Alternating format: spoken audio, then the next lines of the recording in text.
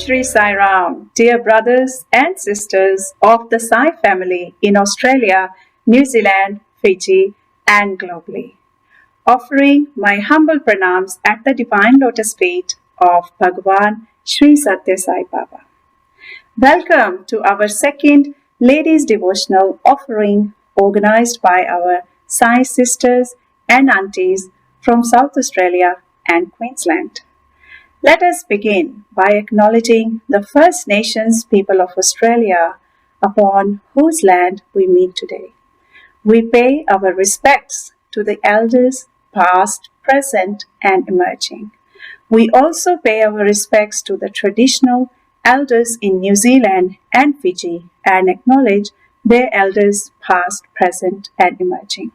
As part of the 96-day sadhana program, we are all blessed to hear from our guest speaker, our loving sister, Rama Sampath from Mumbai this evening. Ms. Rama Sampath is a postgraduate in commerce and has done her diploma in integrated programming and systems management. Sister Rama was one of the 11 students selected from India to do her diploma in Sri Sathya Sai education from the Institute of Thailand and was fortunate to receive this diploma from the divine hands. She was also conferred with the Sri Sathya Sai Balvikas Award for Excellence in 2019. Sister is a faculty member of the Sri Sathya Sai National Leadership Program for Self-Transformation and the Institute of Sathya Sai Education, India, ever since its inception. Sister Rama is a Balvikas Guru imparting non-formal value education for children for 30 years and is the current editor of the Sri Sathya Sai Balvikas magazine, India. Please join me in warmly and lovingly welcoming Sister Rama Sampath. Sai Ram, my most humble pranams at the lotus feet of Bhagavan seated in all your hearts. The message that Bhagavan wanted me to share with you all today is love my uncertainty. And I'm doing this just a day before 20th October because today is 19th, the day of declaration. Let us see what Bhagavan actually said on 20th October. He said, I have my work and I have to listen to the call of my devotees. My devotees are calling me. Now, what is this my work that Bhagavan was speaking about? The work that he was speaking about is about you and me. Because Bhagavan later on has gone to say that my primary mission is to raise the consciousness of man to such an extent that he will neither rejoice nor mourn over anything. So, there will be no victory or defeat, no joy or sorrow. And when man reaches this stage, he will be reaching this oneness with me. And when we reach this stage of oneness, we have actually completed our journey because Bhagavan will always be with us endlessly. This is the promise that he has made. But uncertainties are always connected with expectations and hope that we have in life. Is it wrong to have hope? Is it wrong to have expectations? Absolutely no. But what happens is whether we are able to maintain our balance in the event of things not going the way we wanted it to happen. Therein lies the test. That is why Bhagavan gives us a simple formula. He says, you be free from expectations. You be free from hopes. And you have to love my uncertainty because uncertainties are not my mistake. He says that. He says it is not my mistake, but it is my intent my will. So this is what we need to respect when he says, trust in my wisdom. I can never be wrong. Is Bhagwan asking a lot from us? Absolutely no. All Bhagwan wants is unconditional love, unconditional faith, the way Draupadi had. Why do you think Krishna was actually there with them physically, the Pandavas? But that did not stop the ordeals they were subjected to. They have gone through the worst of times, but they were able to do this because of their surrender to Lord Krishna. In the same way, just being Sai devotees does not mean that it's going to be a smooth sailing for us all the time. On the contrary, we should be ever ready, eager to welcome any tests that come our way. Because unless we pass the test, we cannot go to the next class, and there's going to be no promotion, and we will not be elevated to the next level of consciousness. This oneness is not going to happen unless we are subject to these tests and examinations in life.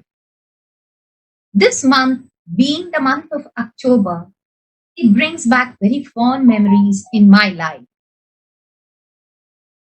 In 1990, the month of October has always left beautiful feelings because it took a group of Balvikas children, the pre-Sevadal children, as they used to be called, the senior children, from Mumbai or Bombay as it was then called. We had taken these children to Puttaparthi, and Bhagwan showered immense love on this group. We were a group of 40 plus, and it was those days before Sai Kulvan, and every day Bhagwan would come, not every day, every darshan, morning and evening, to find some excuse to interact with somebody in the group and give us beautiful darshan. We were so happy. And one Friday, Bhagwan surprised us with an interview. It was a Friday afternoon. We were called in for an interview. Like I told you, we were not prepared for this. And I do not know how so many of us fitted in, but all that I remember is I was left out with some few children, and Bhagwan had gone inside. The remaining people had gone. And after some time, Bhagwan came out. He probably arranged, I was told, it was my first interview. I was told that he had arranged people inside in the interview room, and he came out like a mother, loving mother, to fetch us. He said, Bangaru, go inside, he said very enthusiastically. And he led the way inside, and we just had to follow him. And the room was obviously looked crowded when Bhagwan walked, the way parted, and we just followed him. And as he went into his place on the chair, we also got to sit at his feet. And after that beautiful interview, at the end of the interview, he said, see, look here, I'm getting late for darshan. And he said, I have to go for darshan. But one thing I promise you, this has been a very short interview. I will call you again on Sunday morning. That will be a long interview, he promised us. So we were very excited, and we came out a very happy lot. And afterwards, we started planning. Now, the interview is going to be on Sunday. So we thought we have to get ourselves ready in all possible ways. What will we do? This was an unprepared interview. So we decided, what will we ask him, or what letters do we write to him? All these things were going on in our group. Now, Saturday morning, the next morning, that is Friday evening, we got the interview, and Saturday morning he again walked to our group. That day, I was seated in the front along with a very senior guru, Bapsi Tata.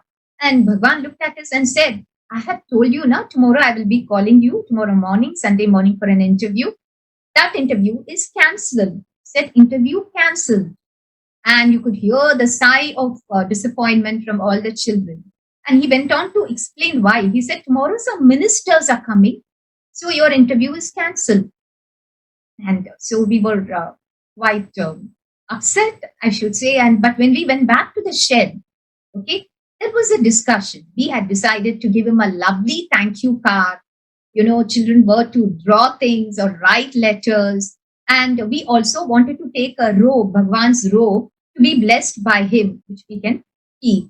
So now there was a discussion as to, since Bhagwan he has said himself there is no interview, why should we carry all this paraphernalia to darshan the next day? We should not be doing it. But a few of us said, no, we should be always prepared for Bhagwan.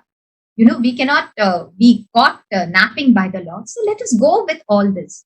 So we decided, a consensus was arrived, and we just pretended as though nothing has happened, as though interview wasn't cancelled. And we went in with all our finery the next morning, the Sunday morning, for darshan. And we were very sure that, like every morning, he used to come to us to speak to us, and he's going to come. And you know what he did on that Sunday morning? It's okay that he did not call us for an interview, fine. But he refused to look at us. He totally ignored our group and looked the other way, the way he does sometimes. But we still thought maybe he's going to go to the boys' group and call them. But he did not. He avoided the boys' group as well. He avoided our group in toto. And what we observed was he was picking up letters from the devotees, but he did not call anybody for an interview. So we said, yes, he was right, maybe because ministers are coming. Then Swami went into the portico, the veranda, and he stood there for some time. We felt him looking in our direction. So we were all looking at him, And suddenly he raised his hand and he beckoned us from there. And we all got up, like so excited, forming a line. And Mrs. Hejmadi, who was actually in charge of the interviews groups, she came and she reprimanded us. She said, very indisciplined group. Swami had just told you yesterday, no interview, sit down now. So we again sat down very quietly, and we were very sure Bhagwan had called us. But then Bhagwan stood there, and after some time he sent for Mrs. Hejmadi. And then Mrs. Hejmadi came to tell us, Bhagwan is calling you for an interview. Oh my God, you should have seen the excitement. And we were called in for this interview. And the way he promised, it was a very long interview. And in which Bhagwan not only guided us in so many different things, but he also addressed our personal issues. He told us so many things about our personal life. Now, why did I tell you this? I told you this just to say how Bhagwan was actually preparing us for uncertainty. Bhagwan prepares us for bigger uncertainties in life. And Bhagwan, in fact, says that our faith and love to be unconditional. Why? Because we know only our present, while Bhagwan knows our present, our past, and our future. We apparently think we know our present, but Bhagwan knows our past, present, and future. And whatever plans that are being worked out by the Lord will always be perfect. It is a master plan being unrolled. Whenever we think we have not got things to what we expected, we should have this faith that Bhagwan is working on his master plan, and God's plans are always perfect. And remember one thing, God's clock is never too slow. Everything comes in its own true time. But we need to have patience, and we need to have this balance or equanimity.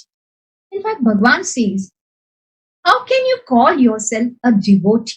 If you want to call yourself a devotee, like you have to be balanced. You should have equipoise, equanimity.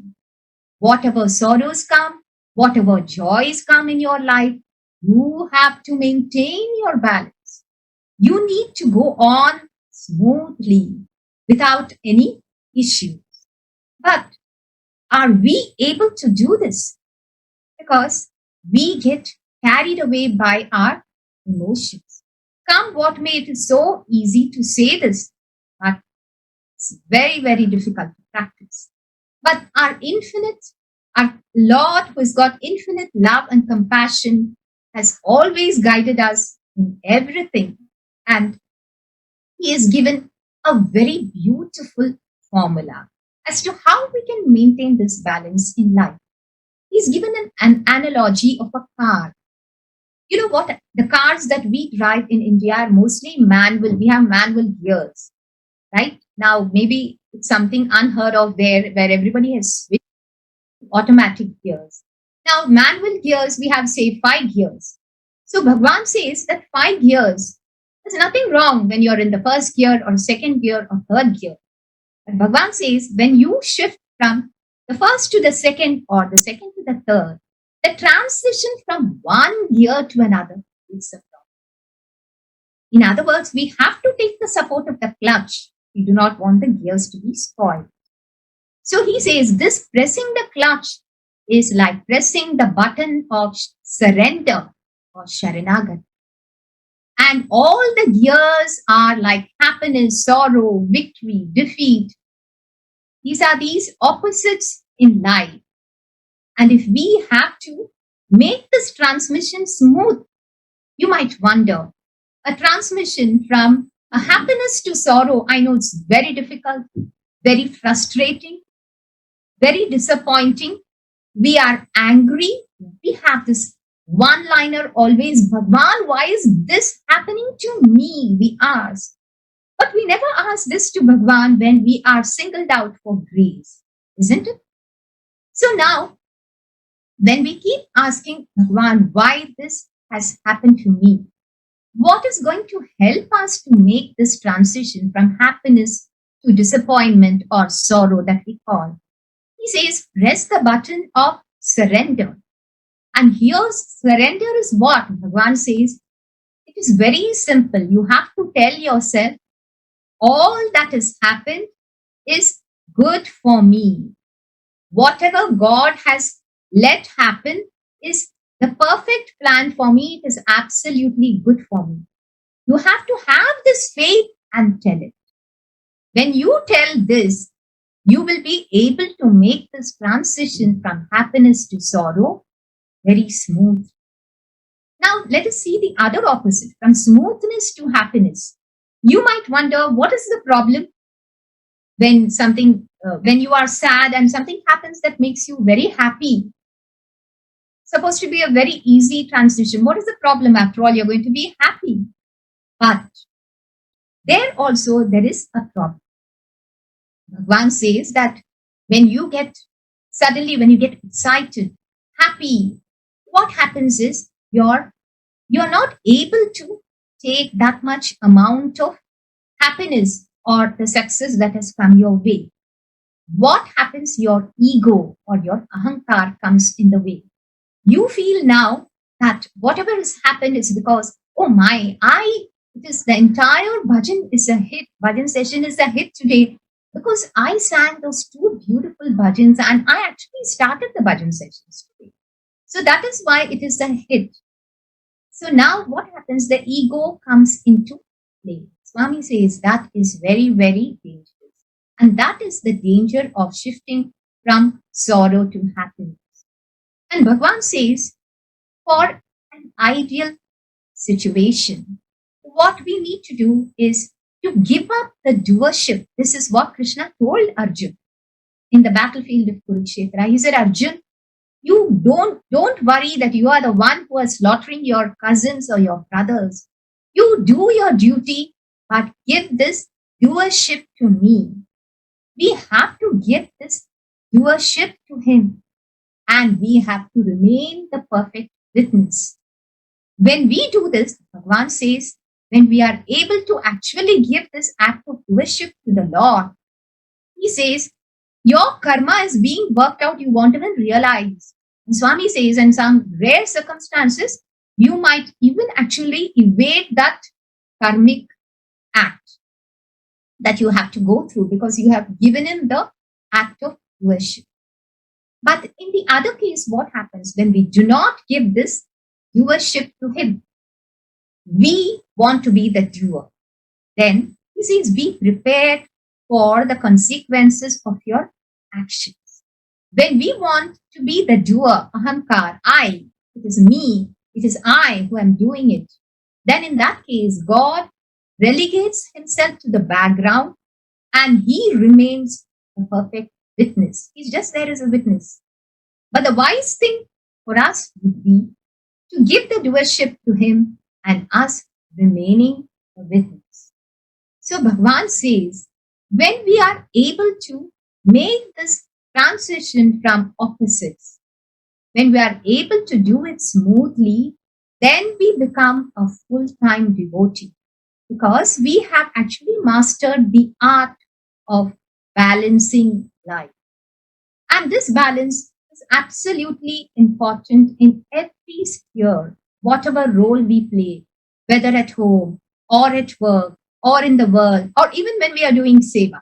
So it is like, we get carried away when we are chosen for something, and we get absolutely dejected when we are deprived. Now we should never ever think that somebody has deprived us of a chance. Who is somebody? Why are we giving control to somebody? Like Swami says, nothing happens without my will. Everything that happens is my intent and my will. And there was this program we had when Bhagwan once came to Dharmakshetra. Okay, in Satyadeep we have Sathya, the residence of Bhagwan atop this beautiful hillock, and it's so beautiful. And that night, there was to be a Balvikas program. We had been working on it. It was on Navveda Bhakti, the 9 types of devotion. And many of my children were participating in this program. And we have been practicing this regularly. But like everybody cannot be part of all the programs. There are limited people who are taken in, and everybody gets their chance fairly according to the will of God. So actually, the other I was not to be part of this program, but like I'm blessed to be joining this Satyadi, and that's another big story as to how I'm actually born where Sundaram is. Born in Chennai, and Sundaram temple used to be just at the end of the street there. And I was so heartbroken when we had to shift to Mumbai. After a few years, Bhagwan, out of his infinite compassion, loved my uncertainty. I used to keep asking, why have I been shifted away from Sundaram? Why have I lost the opportunity to go there for darshan? Bhagwan chose to give me a residence near Sathya. So he saw to it that my journey from Sundaram to Satyam, we have the 3 temples in India: Satyam in Bombay, Sundaram in Chennai, and Shivam in Hyderabad. So I made this journey from Sundaram to Satyam thanks to Bhagwan. And let me come back to this program. So this program was to take place in Satyadi, and I was not to be part of the program, but nevertheless, it gave me ample joy to be there for the practices. And even that evening, I helped in dressing up the children. But you know how children are. The children from my class kept asking me, Auntie, but you will not be there up to see us. You're not going to be there. I said, no, I will see you all later. Okay, we are going to get a video, and we will definitely see you later. So you do your portion and you enjoy the darshan of Bhagwan. So I was down there. The prayer hall down there is called Shantidi. We had and all the children and the participants and everybody had gone up. This was to be a very private program there in the lawns of Satyadi, and only Bhagwan and his guests were allowed. It was not open for the public. And so I was in the prayer hall, and I was very, very sleepy actually. Bhagwan had actually gone out for dinner to a devotee's house, and he was to come back around 9:30 or something in the night, and the program was in the night. And so I was just hoping that when Bhagwan would come in the car, I would catch a glimpse of him as he went up the slope to the program. And I was just, I had almost fallen asleep because I was too tired. And then I heard the voice of my mother call me. So she said, Rama, what are you doing here? I said, no, I'm just waiting here because I'm not allowed to go up. So I have to wait here and collect the costumes of the children when they come back. So she told me, no, come up. I said, no, I'm not supposed to be going up. I'm telling you. She said, you don't understand. The guests of Bhagwan have been called up, and Daddy, Appa has got an invitation for our family to go up. And actually, my Appa used to sit in the bookstall of Dharmakshetra, used to do his seva. And that is how the staff of Dharmakshetra were called up, I believe. I was not aware. So she came and fetched me, and there I was. At the moment I went and sat, Bhagwan's car came up. So the timing was also perfect. Swami saw to it that I did not miss this beautiful darshan. But what lesson did I learn from this? It was absolutely wonderful to know that I was not actually dejected when I couldn't go up. But Bhagwan actually rewarded this with this pleasant surprise by, calling me up for this beautiful program. So that is how Bhagwan is.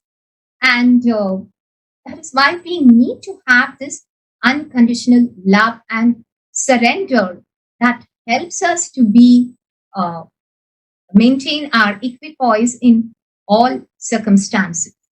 But if you ask me what actually helps us in maintaining this equipoise, it is the very sadhana that we do that is going to help us in maintaining this equipoise, or maintaining or helping us to surrender and having this unconditional love or faith. Where do you think Draupadi got her faith from? Did it happen? You know something? She used to be constantly, sarvada, sarvakaleshu, sarvatra, at all times, at all places, and everywhere. She would chant Krishna, Krishna, Krishna. In fact, Krishna would tell his queens, once told his queens, who always thought, why is Draupadi so special to Krishna? Krishna told his queens to comb the hair of Draupadi. She had very lovely long hair. And when the queens were combing the hair of Draupadi, what did they hear? Krishna, Krishna, Krishna.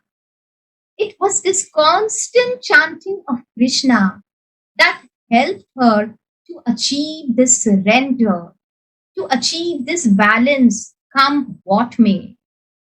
And Mother Kunti, we need to be like Mother Kunti, who welcomed every difficulty with this. Krishna, let more difficulties come my way, more uncertainties come my way, because only then will I remember you. It is only then that I will look up to you. Look at her faith. Look at her surrender to Bhagavan. No wonder they were so special to Krishna. And Namasmaran is one of the things. And the second thing is we all do our silent sitting or meditation. But have we ever done this, ever thinking that this silent sitting or meditation is one of the most useful techniques to strengthen the power of discrimination? And this is the power of discrimination which actually sets us apart from other beings according to the law. But we have to sharpen this power of discrimination. And this happens right from Balvikas to take little decisions in life. Should I be eating an ice cream or no? Should I go to Balvikas or no? So this helps us to take greater decisions in life as we evolve. And why is this important in the context of this uncertainty? What happens is we are always given a freedom of choice.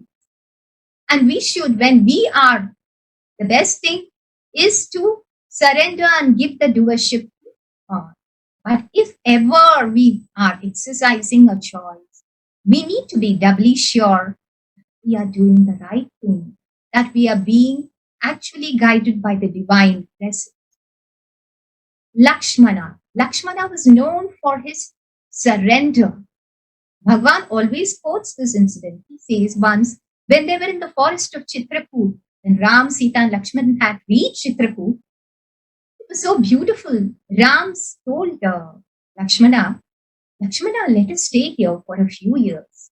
Okay, why don't you set up a cottage? Why don't you look out for a nice spot and set up a cottage here so that we get to spend some years here in this sylvan setting. The moment Ram said it, Lakshmana was in deep anguish. Just put his head down, and Sita was very surprised. Sita asked him, "What happened? What did he tell you?" So Lakshmana said, "All these years, have I ever exercised my freedom of choice? I have implicitly followed the command of my Lord Ram. I have left my mother behind. I have left my wife behind in order to serve you and my Lord Ram. So now, how do I have the choice to decide where I should set up a cottage?" Immediately, Ram understood his emotions and he himself pointed out where the cottage has to be set up. This was the height of surrender of Lakshmana. One more thing that is very important for us, if we need to love the uncertainty, is positive thinking. You must be wondering, why positive thinking?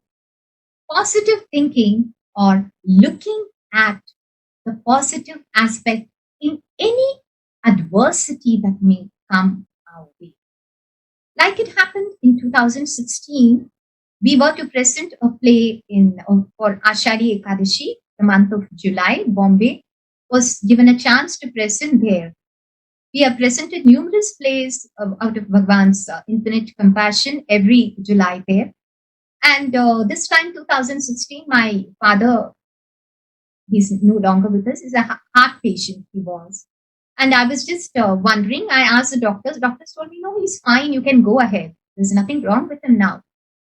So I went ahead because one of my students was actually talking and she wanted me to be there.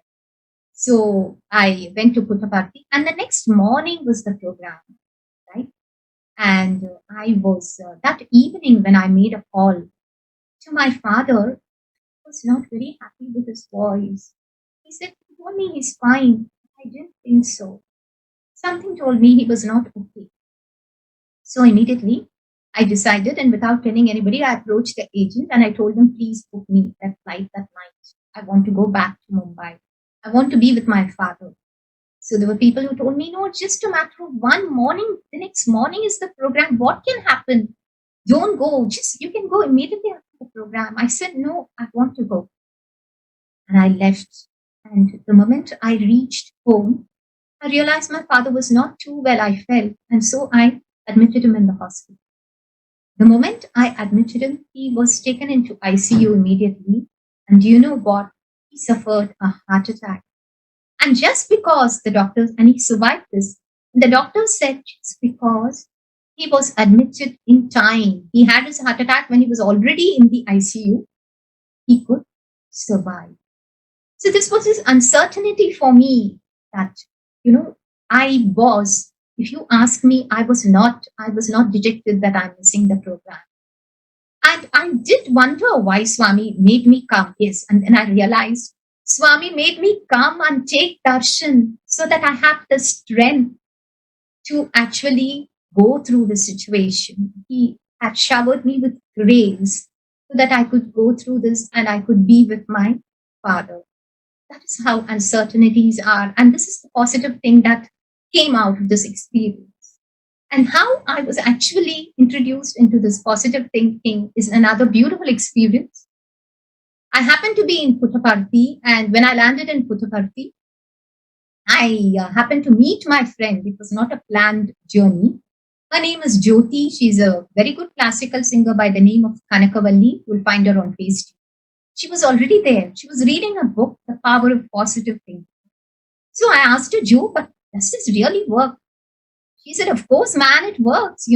With positive thinking, even people who have been in concentration camps have escaped with this power of positive thinking." Oh, I said, "Really? But Jo, I want an affirmation from Bhagwan, like how we want an affirmation for everything." So she said, "Yes. So what do we do?" So I said, "We'll keep praying, Bhagwan, out of your infinite love and compassion." We were just 2 days away from 1st January. We said, on 1st January, we should get line number 1 and we should have beautiful darshan of Bhagwan. See, doesn't matter whether you get line number 1 or 40 to have darshan of Bhagwan, because you can have beautiful darshan from anywhere and the Lord's grace reaches you. But we were those excited girls then, and then so we were praying. But what happened on 1st January morning was a total disaster for us. Our alarm failed us and we were late. We woke up late. And when we rushed, at those days, there was a token system.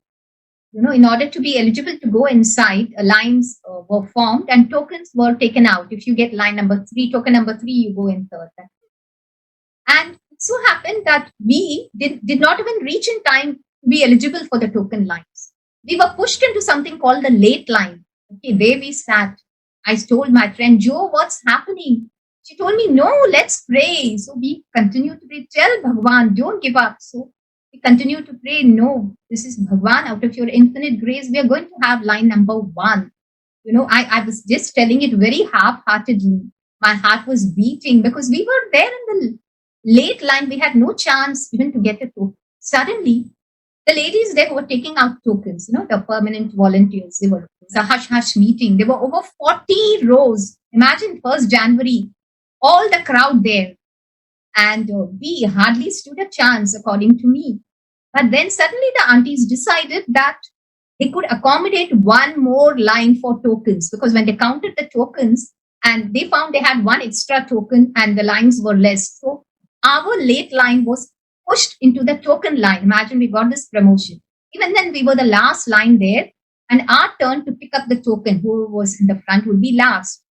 So 40 lines would, we were the 40th line, say. So 39 rows would pick up the tokens from the gunny bag, and whatever was left for us would be our token number.